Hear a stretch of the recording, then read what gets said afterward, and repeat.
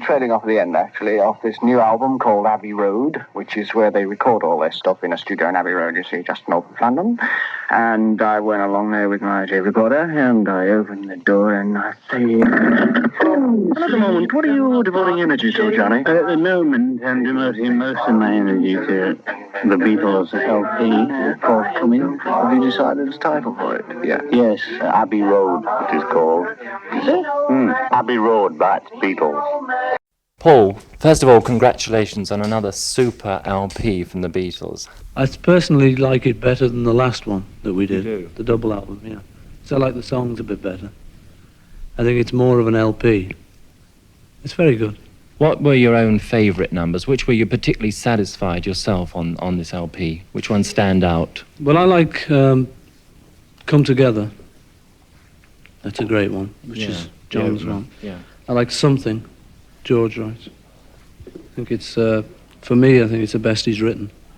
And I like Because on the second side. Why did you use the lyric "Turn Me On" and "Blow My Mind" in that particular song? I rather felt that sounded a bit passé in 1969 because it's been used so much in the past. Yes, well, they were John's lyrics. But I think, you know, if they'd have been straight, yeah, no, I'm not taking any blame, but no.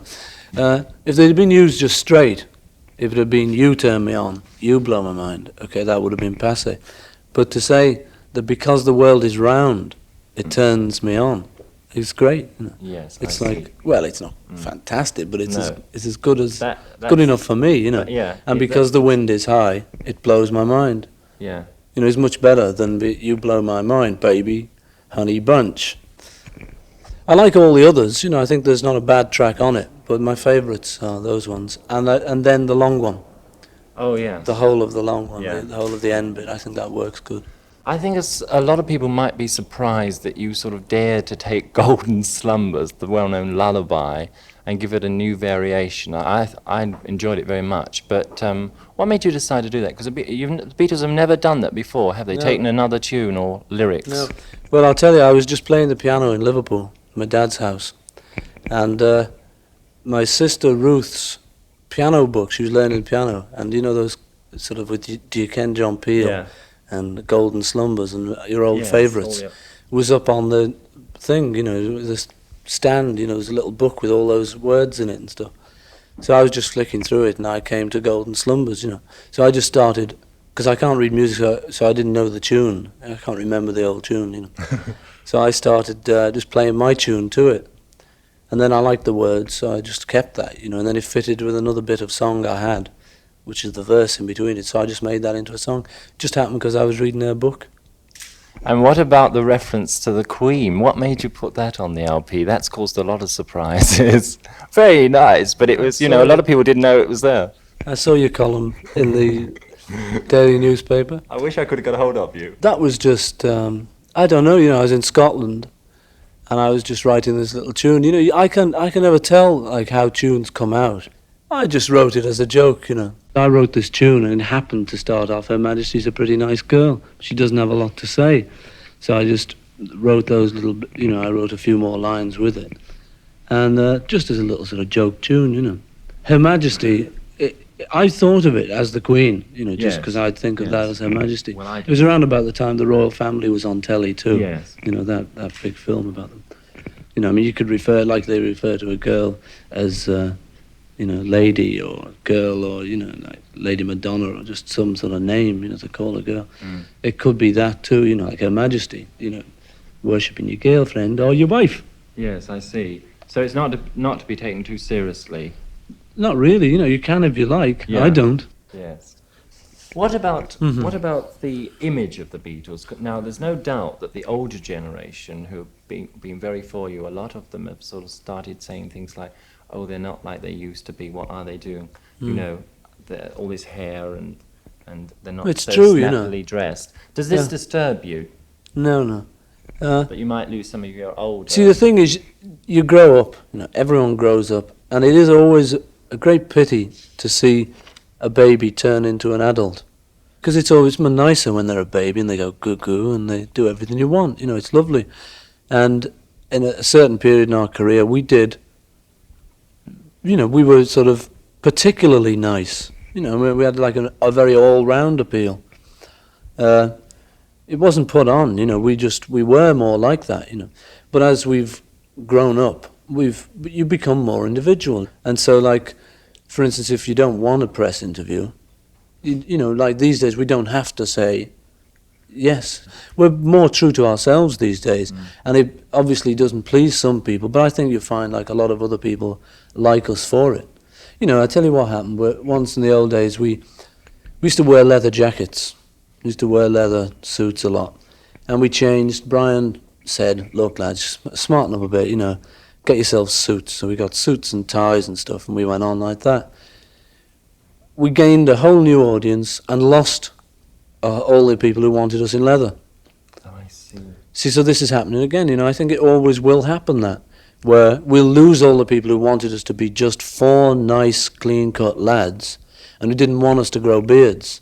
Yes. And we'll gain all the people who don't care whether we got beards or what, you know, because they're out for us, Yes. not for what we look like or how nicely we speak, you know. Yes. Just they're out for us being truthful to ourselves. That's what they're interested in. How much interest and how much control do you have over Apple now that you have a new manager in Mr. Klein?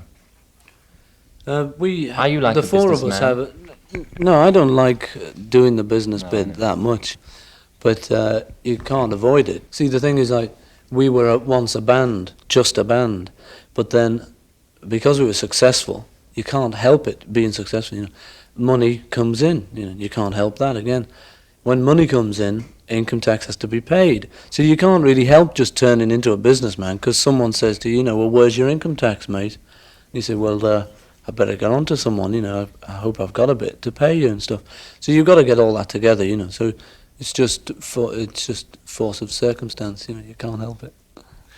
Paul, what about the future of the Beatles? I happen to know that the organisers of the Isle of Wight Pop Festival are going to ask you and the rest of the Beatles if you will top the bill next year at the Isle of Wight. Now, what's your reaction to a thing like that? Are you likely to go back on stage and perhaps do a show like that? I don't know, Does it you know. appeal? I don't think so.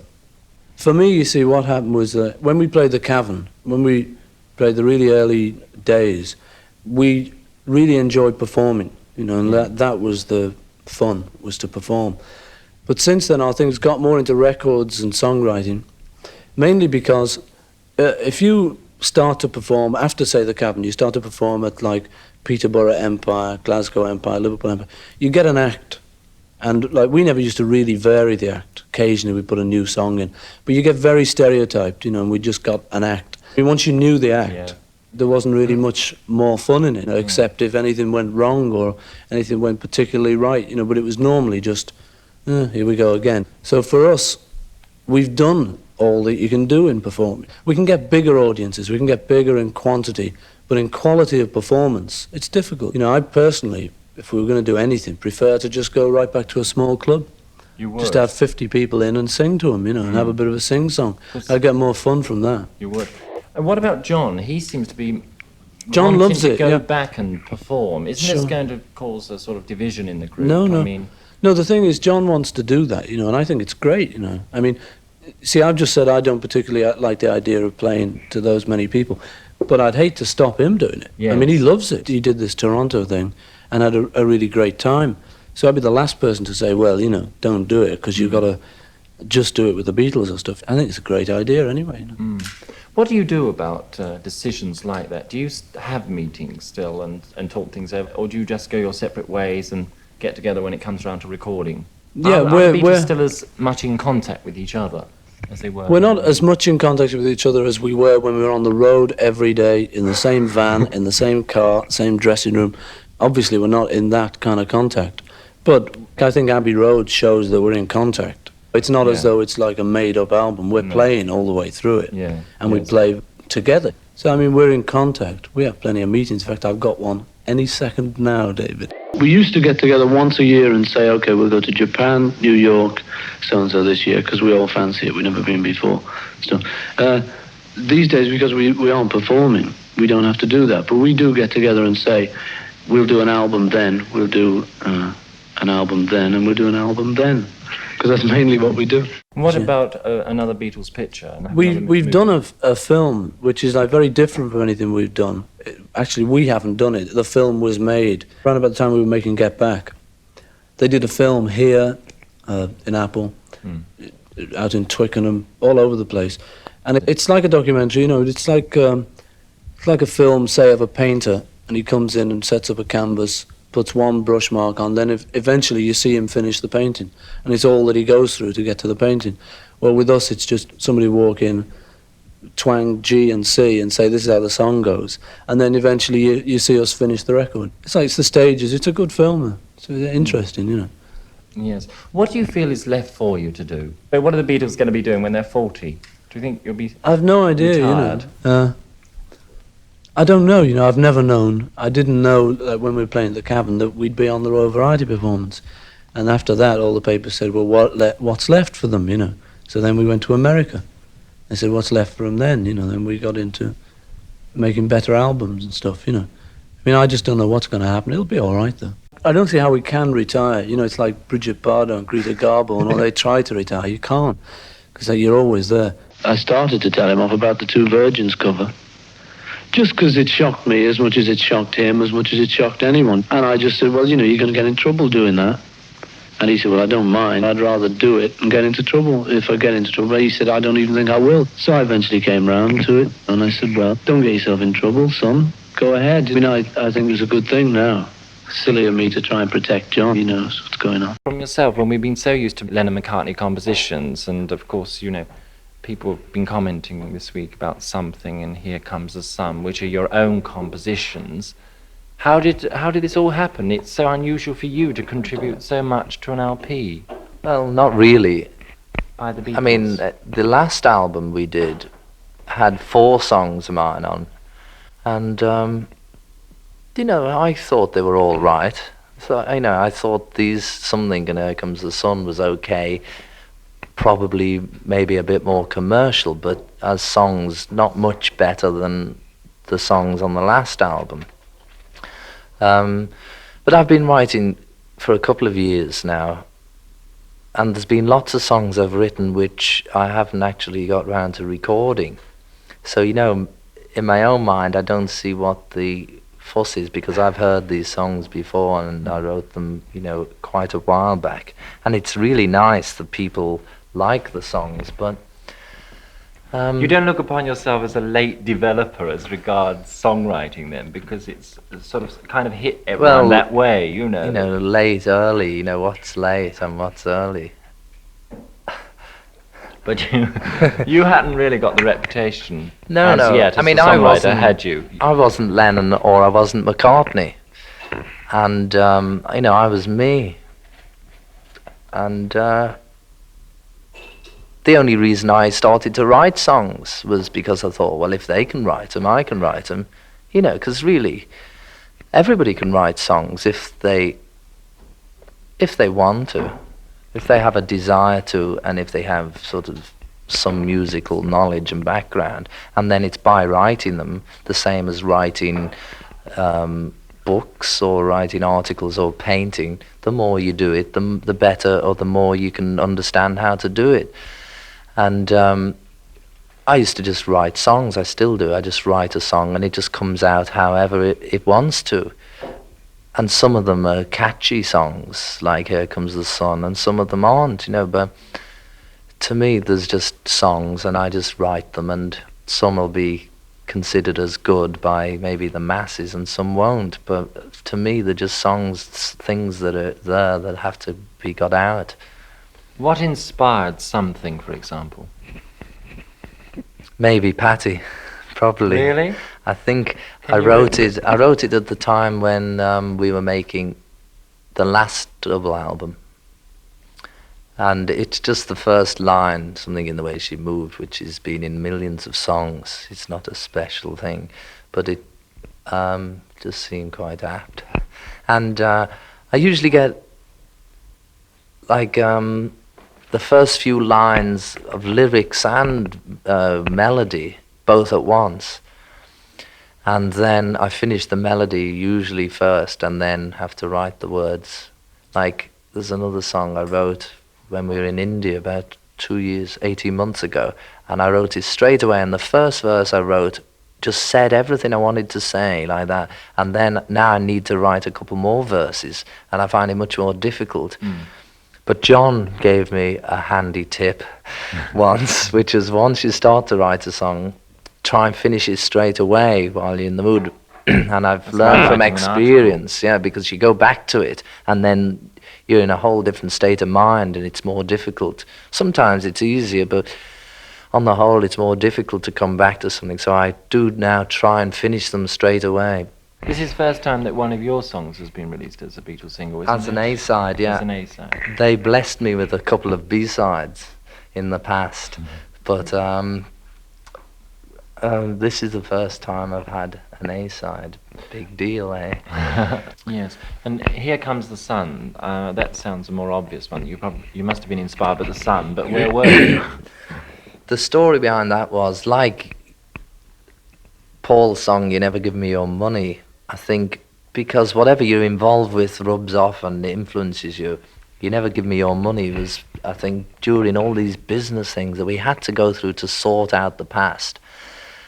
So it came out in Paul's song. Was that written as a sort of dig, or was it written No, as I don't sort think of... so. I think it's just written as that's what it is, that's what we are experiencing, Paul in particular.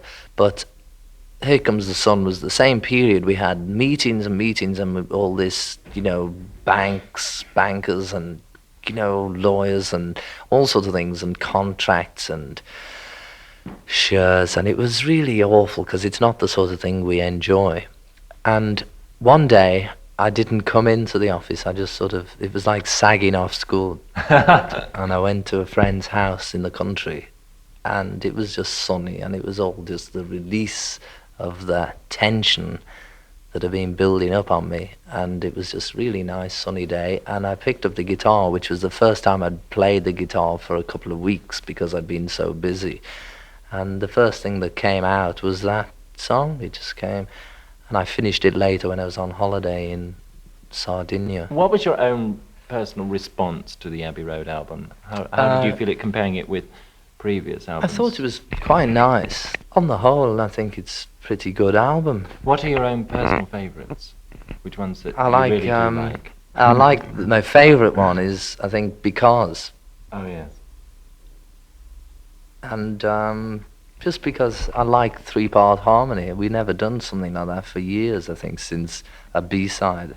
When you were red tonight, remember what I said tonight? So I like that.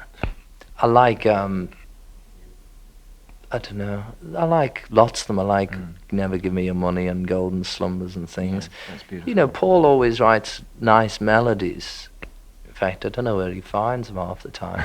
It's amazing for doing that. I like Ringo's song because, I mean, most people say, oh, well, it's Ringo or, haha, or something, but it's great that Ringo should do it. Why shouldn't he do it? And it's just like a country and western tune anyway, and it's happy tune and it's all that. And I like what he's saying about rest our head on the seabed and all that. We could be warm beneath the storm. I think the little kids are going to love that. Well, yeah, maybe some big kids like it. I've heard a few people already who are big kids saying that it's their favourite track on the album. So, you can't... One person may dislike certain things, somebody else likes it, which makes it difficult doing albums because we're all influenced by sort of different things, and the Beatles has always been sort of a lot of different music. It's never been one sort of bag. Would you like to see the Beatles performing on stage live again? I don't know. I wouldn't mind playing, I like playing the guitar with people and singing a few songs and stuff. But I don't know as to going on clubs and things like that. Yes. You can't split, can you? No. Well, I think it's mental. It's a mental concept. But to physically or spiritually split is impossible. Well, maybe not physically. I mean, spiritually, it's, you can't split. No. So that doesn't bother you? because if you're listening, I'm the walrus too. All I'm doing, I'm acting out the part of Beatle George, and, you know, we're all acting out our own parts. And, you know, the world is a stage and the people are the players. Shakespeare said that. And he's right, you know. You expect another part later? Oh, many parts. Yes, whichever. Is that why you've come to terms with it? Yes, because you just do whatever you can do.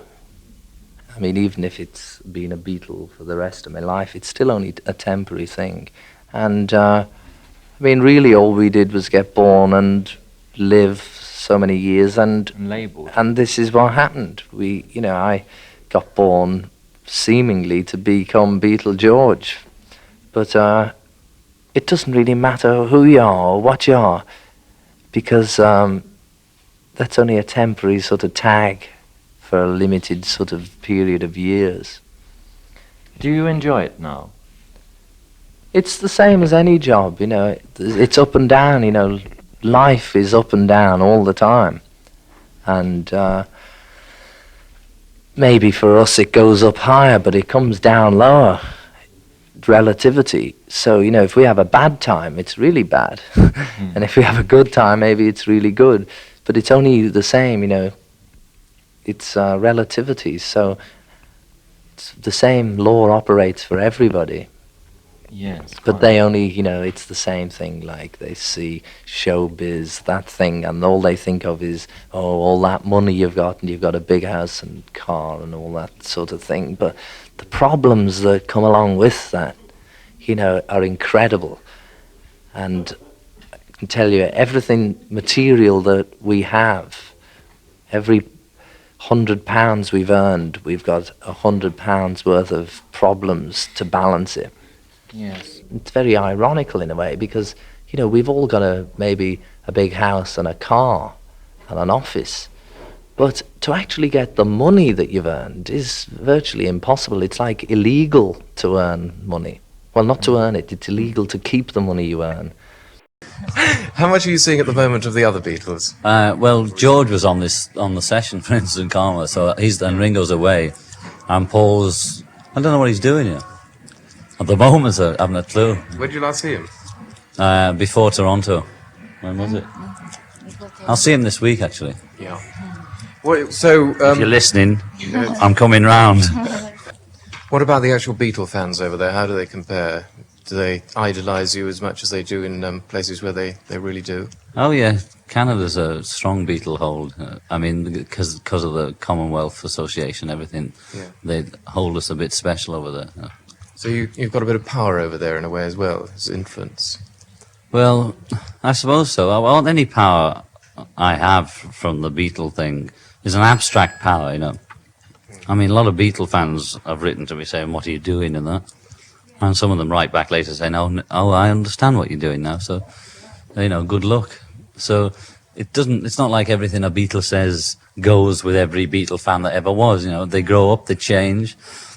We've got a new following. I know just by seeing my son and Yoko's daughter, you know, they're listening to the early Beatles stuff like the kids did in the early days. I couldn't believe it, 5-year-olds listening to it. So there's like a whole change going on with the Beatle people, whoever they are. Well, you've obviously got a pretty responsible attitude towards the power that you have got.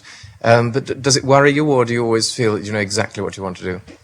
I don't worry about it, you know, because if I'm depressed, I don't have the ability to use or influence anybody, you know, if I'm not in a good state of mind.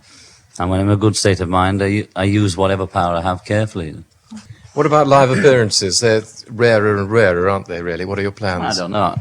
I've done more live appearances in the last year than I did in the last 5. Yeah. I've appeared, last year I appeared live about 5 times altogether, probably. Yeah, but what about the Beatles altogether as a group?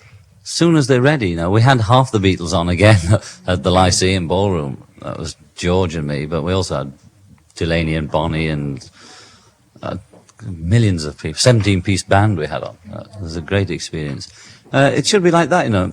If we were doing that and all the Beatles wanted to come, it'd be great. Then there'd be no great thing about, oh, the Beatles are coming back on stage, and like they expect sort of Buddha and Mohammed to come on and play. I keep saying that, but that's the fear the Beatles have, you know, that's including me as a Beatle, about performing. It's such a great, so much expected of us, you know, but you see George has been on tour with Bonnie and Delaney playing, and I've been drifting around playing. It's just, playing isn't the hang-up, it's going on as the Beatles that's the problem for us. Well, this, I think, was one of the problems with Abbey Road. I think a great deal is always expected of you. Yes. Were you disappointed with the critical reaction? I mean, it wasn't bad, but it wasn't as ecstatic as it was. Honestly, I don't remember it, you know, because Abbey Road, for me, as always with all the albums, I like some of the tracks and I don't like others of the tracks. And it's always been the same. I've never been a knocked-out Beatle fan by any of our albums. You know, I like some of the work we do and some of it I don't. And Abbey Road was a competent album. I don't think it was any more than that, or any less. Yeah, it was certainly competent. Yeah. You say you're still a rock and roller at heart, and that you're turning back in this direction a bit now. I never left it. You never left it. Trace John Lennon songs. Yeah. You know, if you care to. And you find I never left it, you know. No, I know, it's true, actually. But do you ever feel at all nostalgic for the early days of the Beatles? You just get any musician over 26 sitting around with me, and it's all about, remember, Yoko knows more about rock and roll than she does about present day pop, because I talk about it so much. There's a great Zappa album, Reuben and the Jets, and he does all this parody of the 50s rock and roll, but it's beautifully done, and he means it as well as making a parody of. And there's a beautiful sleeve note saying about they're just four old rock and rollers in their rock and roll suits talking about rock and roll in the studio all the time, in between every Beatles session. I mean, in fact, probably on the Get Back album, there'll be one or two bits. Whenever there's a break, we go into rock and roll, you know, the old Good Golly Miss Molly, or whatever it is. Yeah. And that's our era. We're already old folks talking about those were the days, and that's what we're like already. And I want records to be like newspapers, you know. I'd like it to come out at least once a week or twice a week or something like that. And with this song, we wrote it in the morning, recorded it and remixed it and got it out in a week here on the States, which is pretty fast moving. I want it to be like that, you know. I want to be able to put it out as it happens, you know. I write songs about what's happening to me that moment, and I want it to be out that moment, and I don't care what name goes on it, you know. Are you, in fact, going your own way with Yoko these days? Because that is the impression one has. Well, each Doing your Beatle's own doing his own thing at the moment, you know, and it's like it could be a rebirth or a death, you know, and we'll see what it is, you know, but it'd probably be a rebirth, you know, for all of us. When do you, in fact, plan to... I asked you this question the other day. When do you, in fact, plan to record with the Beatles again? At the moment, there is no plan whatsoever, you know, and we have this film and album in the can, and until that's sorted out, there won't be any plans, you know. And I plan to make an album with Yoko, with Phil Spector, in about 2 weeks, you know, so that's my plan. I heard Paul was planning to do an LP too, you know. Yes. What does this in fact mean, John? It means you get more space on the record, you know. So, do you think it's unlikely that you will be making another track with the Beatles? Recording I don't again think. with the Beatles? I can't. See, you can't pin me down because I haven't got. It's completely open whether we do it or not. You know. His whole life is. My life is like that. Whether I make another Plastic Ono album or Lennon album or anything is open. You know. I don't like to prejudge it. And I've no idea if the Beatles will work together again or not, you know. I never did have. No. You know, it was always open, you know. If somebody didn't feel like it, that's it, you know. And maybe if one of us starts it off, the others will all come round and make an album, you know. It's just like that at the moment. To open the Beatles up, you know. It's the first time this situation has ever arisen, isn't it? Well, let's say you've had before Sgt. Pepper there was 9 months of nothing. So in between our albums now, there's a lot of stuff going on. That's all. There might be 9 months or a year before we decide that we're interested enough to produce that thing called the Beatles album, you know. But there was 9 months before Sgt. Pepper, and it's only been since September since we worked together. Yes. Do you care about making another one? Yeah, I think the Beatles is a good communication media, you know, and I wouldn't destroy it out of hand or dissolve it out of hand, you know. So that's what I think about Beatles. You know. The main reason I asked you that, John, is because there have been so many rumours going around about, you know, the Beatles having had rows and there being friction, and that you're not talking to Paul and Paul's not talking to you. Well, and I wrote this is him. the end of the I wrote Beatles. all the Beatles about 20 postcards from Denmark to keep in touch with them. I didn't talk on the. I think I talked to George on the phone only about some business or something. But I was on holiday. I just sent them love, you know, through postcards, and we communicate like that, you know, when we're not actually physically together. Why do you think rumours like this start? Because there was a lot of tension around the Alan Klein coming in days and all that, you know, and the ATV thing going on, you know. We were, the Beatles were under a lot of pressure, and we had to be together all the time, fighting and arguing and listening to all these different business things. And so we're taking a break from each other like we always did after a tour ending up. That business thing was like a heavy tour, you know. In it, we made Get Back and Abbey Road and a couple of singles, and under a great strain, you know, of doing that business. And so now we're just taking a break from each other, you know. What sort of immediate plans are there, George, for anything new? All the time, it doesn't stop. You know, there's, as far as the Beatles go, we've got the Let It Be album, which should be out in about 3 or 4 weeks. It's been held up really because the best way to do it was to put out the film. We're trying to put the film out in about 40 different cities throughout the world all at once, rather than sort of put on a premiere in New York and then let the critics say, oh, well, we think it's this and we think it's that. And what's the Beatle film going to be about? The Beatle film is just pure documentary of us slogging and working. On Let It Be? Yeah, on the album. But it was so nice in a way for, well, it was very informative. It's not really nice for me. I can't stand seeing it. But for other people who don't know what we're really about, who like to go in and see our warts, then it's very good. Then there's also, Ringo's just completed a great album. I think it's called, what's it called, Ringo? Ringo sings Ringo? No, it was going to be called Ringo Stardust, but it's not. Sentimental Journey, it's called. And it's all the songs that Elsie and Harry and his uncle and aunties, that's his father and mother, they used to all sing and have parties all the time. So he sings all these old songs with the sort of old arrangements. He doesn't do the sort of modern arrangement. And it's really a nice album. Then John's doing an album, a Plastic Ono album. I think he's going to do that with Phil Spector. And I think Paul's doing an album which is, I should imagine, like, if you remember Eddie Cochran did a couple of tracks, like Come On Everybody, where he played bass, drums, guitar and sang. So Paul's doing this sort of thing where he's going to play all the instruments himself, which is nice. So in a way, it's a great relief for us all to be able to work separately at the same time. And so maybe if I get a chance, I'd like to do an album as well, just to get rid of a lot of songs. So maybe I'll just do a George album. A George album. And so I'll try and get that together sometime during this summer. And I expect by that time we should be ready to do a new Beatle album. Well, that's all very, very lovely, in fact. But can we do a little bit just more specifically on what's going to be on Let It Be? Is it all finished? Yeah, well, that was done. Originally, we were rehearsing. We were rehearsing the songs that we were planning to do in some big TV spectacular or something. We had a vague idea of doing a TV show, and we decided to film it on 16mm to maybe use as a documentary. And the record happened to be the rehearsal of the record, and the film happened to be, rather than a TV show, it happened to be the film of us making the record. So it's very rough in a way. You know, it's nice because, again, you can see our warts. You can hear us talking, you can hear us playing out of tune, and you can hear us coughing and all those things. It's the complete opposite to the sort of clinical approach that we've normally had. You know, studio recording, everything, the balance, everything's just right, and, you know, the silence in between each track. This is really not like that. But there's nice songs, really good songs on it.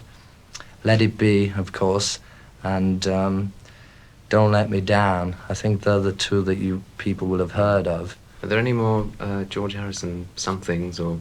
There's no, there's no somethings. There's one song which is a 12-bar, because I've never written a 12-bar before, and that's called For You Blue, and it's just a very simple foot tapping 12-bar. Also, we put on Across the Universe, which was a song on the album for the charity album. It's a really nice song of John's. What else have John and Paul done for this particular album that might be worth a listen? There's a great song of John's called Dig a Pony, and it's, you know, John-type lyrics. You can syndicate any boat you row and various other things like that. There's a nice song of Paul's, which is one of those that probably hundreds of people will record. Somebody's going to have a hit with it, called The Long and Winding Road. It's like one of those ballad, standard sort of things. Mm-hmm. And the whole album, you see, is very spontaneous because all we were doing was rehearsing. So in between different numbers, we suddenly go into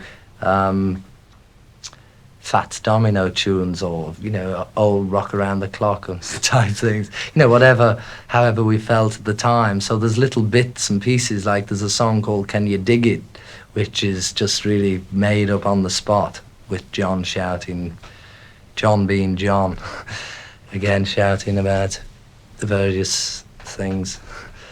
And it's really, you just have to listen to it and make up your own mind. But I think it's very nice. It's a good change, you know, after all those Sgt. Peppers. My attitude when we decided to use it as an album was that, well, people may think we're not trying, you know, because it's really like a demo record.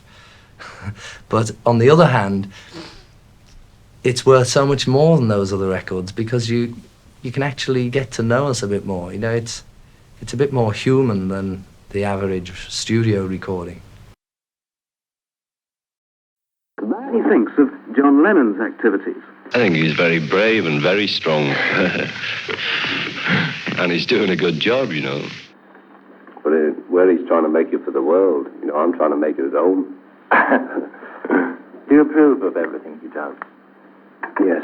He could jump off the Eiffel Tower and I'd approve it. Because he feels strongly for everything he does, usually. And that's the only way to do anything. He's Mr. Soul Man anyway, you know. He's the soul brother. Because I think a lot of people, you know, they identify, don't they? I know that With people long hair. hate people changing, don't they? But Oh, yeah. And they did identify you as having long hair. Yeah, but you know, you can't live with what they identify you by. No. I mean, I think that's like 2 years ago we had bad publicity, purely because we weren't sticking to the image that everyone had of us, you know.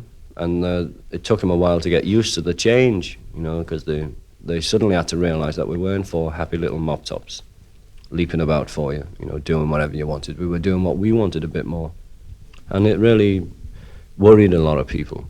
But it's okay now, they just think we're crazy. So we're allowed to do what we like now. So would you say then, one has the impression that the Beatles are all doing their own things and that you're all... They are doing their own things. They are doing. Yes. But would you say that the Beatles are just as united as they have been or not? I think behind each other, personally, we're united as we ever were. You know. But on the face of it, it hasn't looked like it very much over the last few months. No, but that's only because you read the papers, you know, and you read all those musicals saying, is it a split, isn't it a split? Well, they've just got nothing else to write, you know. Because nobody wants to split. I mean, the general public don't want to split, and Beatle fans obviously don't want to split. You know? I suppose that's really why they're always and the Beatles interested don't in that. want really either. No. Thanks very much, Ringo. Ringo Starr talking with David Wigg. Next on Freeman Heard, Mike. Something, one of my very favourite Beatle tracks. It comes from the LP Abbey Road. It was written and sung by the very talented musician who's in the studio now, George Harrison. George, I'd like to talk to you about the Beatles and the forthcoming LP, but first about yourself. When did you first start writing songs? First song I ever wrote was in Bournemouth must have been about 1963. It was after our first success, and we were doing weekly shows in holiday resorts. So we were in Bournemouth and I was feeling sick. In fact, I was in bed sick and the doctor was giving me some tonic. And I just thought, I'll see if I can write a song. So I wrote one, and it was an awful song, and it was called Don't Bother Me, which I suppose is how I felt at the time. Did you find it very hard at first to get ideas and think of songs? And the main difficulty was really because of Paul and John having written so many good songs that you're automatically compared with them, I suppose. Well, automatically, it was difficult for me to write some sort of crummy song and expect the Beatles to record it, already having such fine material. And that was the most difficult thing. And also to do a song with the Beatles, it was always a matter of trying to do the song that you thought they'd understand quickest, or the song you could get onto the tape the quickest, so not necessarily the song you thought was the best. The last 2 years has really been good experience for me because I've been doing more producing. And in a way that's nice, because if I'm a part of the band recording, if I'm playing guitar, then you think so much just about that one part, whereas if you're producing, you can tend to withdraw from that situation and see it from as a whole. You can see like the different parts that make up the record. And so it's much nicer in a way to produce.